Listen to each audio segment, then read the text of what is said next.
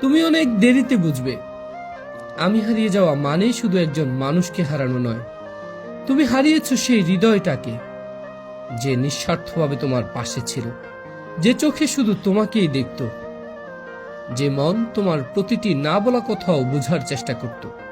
একদিন হঠাৎ খুব মনে পড়বে আমাদের সেই সব দিন যখন আমি ছিলাম।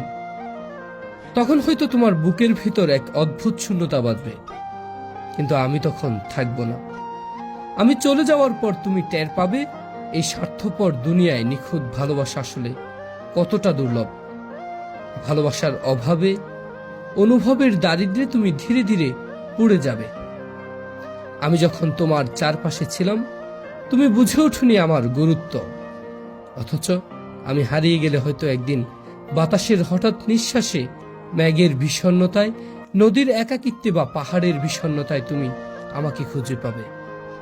কিন্তু সেই পাওয়াটা হবে শুধু অনুভবে, বাস্তবে নয়। তখন হয়তো মনে হবে, ইস, যদি আরেকবার সময়কে পিছনে নেওয়া যেত।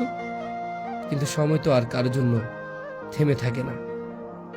মানুষ যখন চুপচাপ সরে যায় তখন সে আর আগের মতো ফিরে না। তুমিও একদিন বুঝবে ঠিকই, খুঁজবেও ঠিকই, কিন্তু আমি আর ফিরব না।